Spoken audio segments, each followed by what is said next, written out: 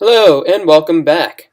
The project that we will be doing today is called Narrate the Gameplay for Media 1020, in which we will take a closer look at one of my favorite video games and look at some of the elements in the game itself. The game I chose today is Bioshock Infinite, so let's get this started. Demonstrated to the solid below the true mission our founders have given us. And when the man... One of the great things the developers did with this game was really put a focus on the story and plot development. While the gameplay itself is pretty sweet, the main focus is on the story, which follows your main character you play, named Booker, through the floating city of Columbia. As you see in this section of the game, you are fighting against some sort of weird pro-cult within the city of Columbia itself.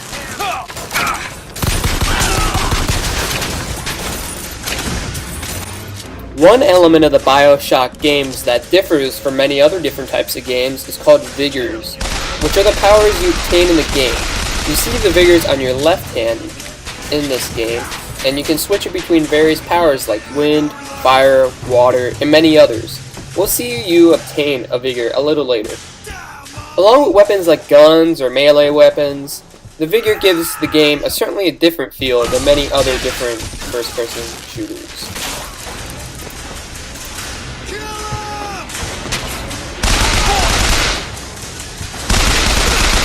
The setting of this game is certainly a big part of the game because it drives the plot of the story. While it starts off looking like a beautiful city with happy people, it slowly begins to break down into a chaotic city that really has a lot of problems. In addition, the first two Bioshock games both took place in an underwater city called Rapture, so the change of settings within the series certainly made the feel a lot different, but it kept most of the gameplay constant.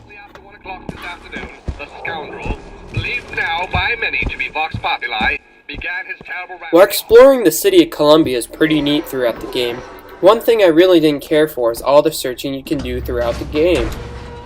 Most of the furniture in the game you can search through, like desks or barrels, for money, ammo, weapons, or food, but it's a bit overwhelming at times, causing you to spend a lot more time searching through furniture than actually fighting the enemies in the game itself.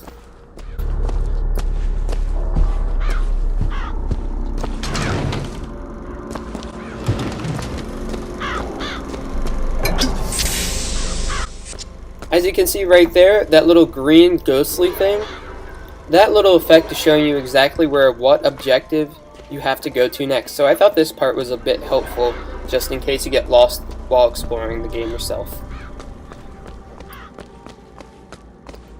Another element that I really didn't care for throughout the game was the audio logs you can pick up through the game. As you see in a few seconds, we're about to pick up one. While they did give some additional story to this adventure, I also found it a bit too overwhelming. To be honest, I pretty much ignored this element of the game while playing throughout the story, just because it took a lot more time to pay attention to the audio log stories and keep up with the main story at hand. So that we might cover the city with eyes. We worship the coffin.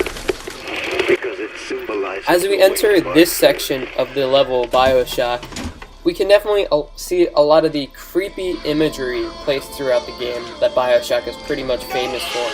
While the underwater city of Rapture was a lot darker than this game, because this game literally takes place in the sky, so there's a lot of light everywhere, there's definitely a creepy vibe going on, especially in this section of the game, which leads to a lot of good fights and very intense moments throughout the game. That's a hell of a thing. As you see right there, your character Booker has found another vigor, this one for crows. This is one of the elements I was talking about before in the gameplay that is certainly different from a lot of different first-person shooters and gives it a different vibe than a lot of different shooter games. It's also an element that I think definitely makes the fighting a lot more interesting, with using the left trigger for the vigor and using the right trigger for your weapon.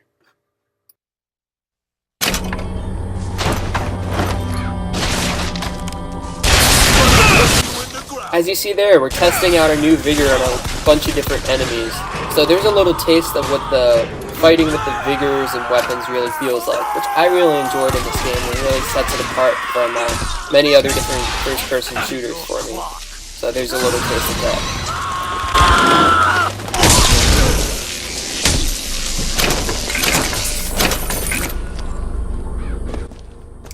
While there's a couple items that detract from the game a bit, there's no question that this is a great game overall.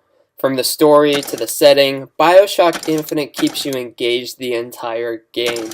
It's certainly a great third game to the series and certainly a good example of what a story-driven game should strive for. Anyways, that's my 2 cents on the game, so thanks for watching and I hope you enjoyed. How can you leave me? Can't you see my tears?